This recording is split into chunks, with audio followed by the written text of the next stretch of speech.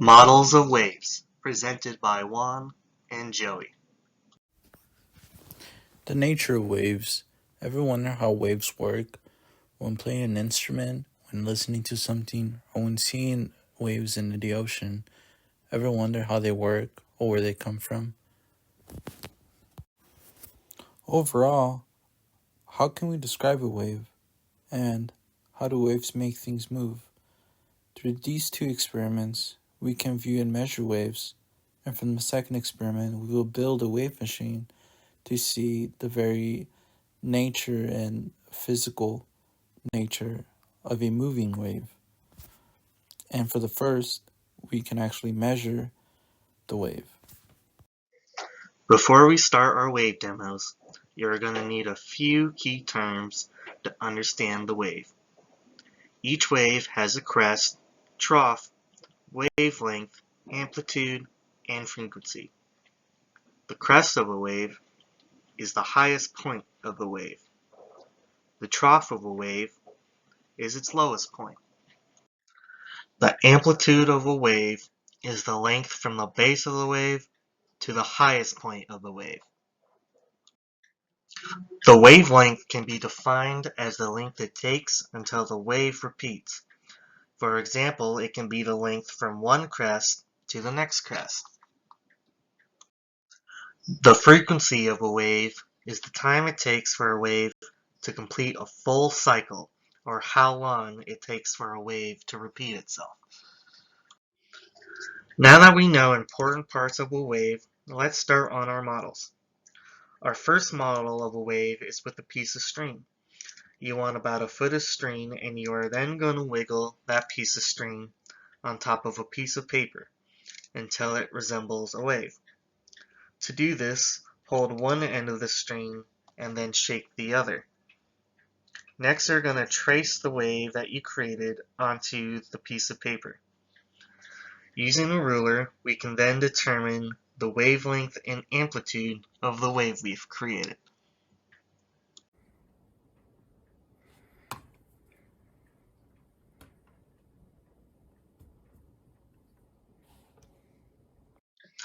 Our second model is a slinky. For this model, you want to hold the slinky from shoulder to shoulder directly in front of you. Then you need to swing the slinky up and down. You are now making a wave. Have your partner take a picture of you to see how the wave went.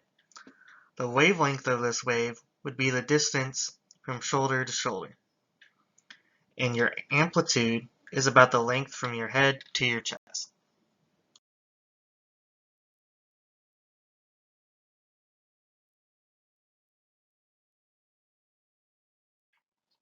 Now that we have a general idea of waves, we are going to move on to our third and final wave model, which is our gummy bear wave machine. This one we are going to have to build.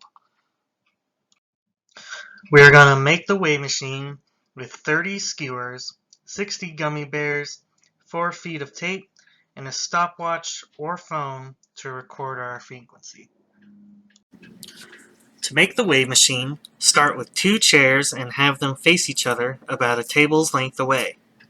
Using tape, connect the 2 chairs like a bridge.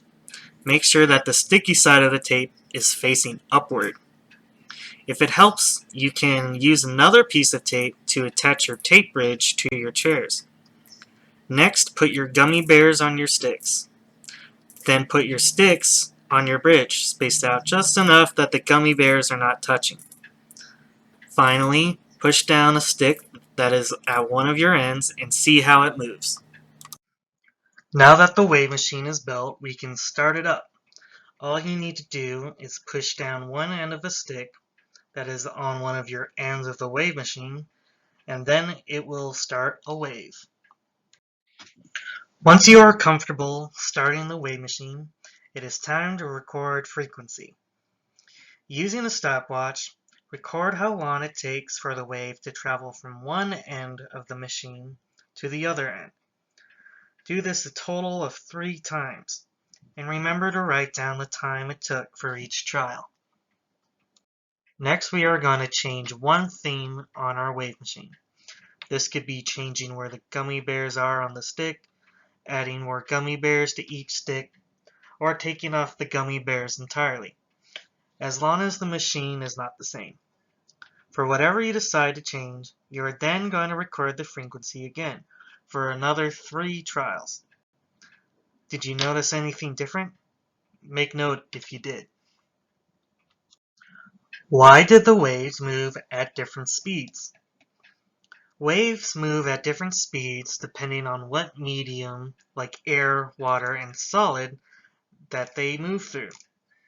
When we change something on our wave machine, it shifted to a different medium. For example, if you decided to put more gummy bears on the wave machine, the wave would have to move through a heavier medium, making your frequency higher. Where do we see waves? Found patterns in the wave's oscillation as you observed from the previous experiments. There are mathematical equations made to predict the nature of waves. Now you understand the fundamentals, which will help you later on in school, music, or other things that utilize waves. Using the example of a guitar string, as the guitar string goes back and forth, or oscillates, creates a sound by moving the particles in the air, which vibrate, which then transfers into your ear, creating sound. Now, the different amplitudes or the different wavelengths that create different sound. High pitch or low pitch. In the most basic form possible, we see a wave traveling in the ocean, or an analogy of a wave traveling in the ocean. We can see a middle line cutting through the middle of a wave. We have X and we have 2X. 2X represents the top part of the wave towards the very bottom part of the wave. That would be both amplitudes combined together. Now, to understand the wavelength, one wavelength would be from one top part to the next top part of the wave. Now, look around you and see all the things that make waves. I have broken down the fundamental of a wave, and everything that produces sound or a wave can be broken down into the simplest fundamental wave that I've shown you.